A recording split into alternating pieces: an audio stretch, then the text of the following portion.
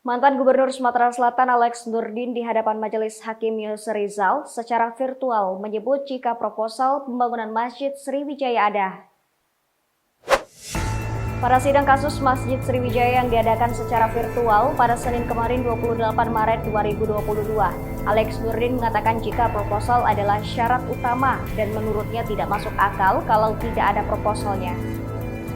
Alex menjelaskan pertemuan yang dilakukan di Geria Agung bersama pihak Yayasan Wakaf Masjid Sriwijaya, yakni Marwa Mdia dan juga dihadiri oleh Launma PL Tobing. Dia pun memerintahkan agar Launma PL Tobing menganggarkan 100 miliar rupiah pada pembangunan masjid tersebut.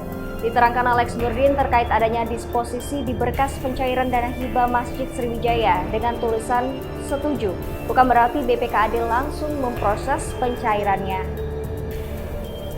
Sebelumnya Alex Nurdin dijadwalkan hadir secara langsung di pengadilan untuk memberikan keterangan di hadapan Majelis Hakim Tipikor Kota Palembang. Namun karena alasan Jaksa Penuntut Umum atau JPU Kejati Sumatera Selatan Naimullah SHMH mengatakan Alex Nurdin batal dihadirkan karena takut akan terjadi kerumunan mengingat saat ini masih dalam pandemi COVID-19, sehingga sidang lanjutan kasus ini dilakukan secara virtual.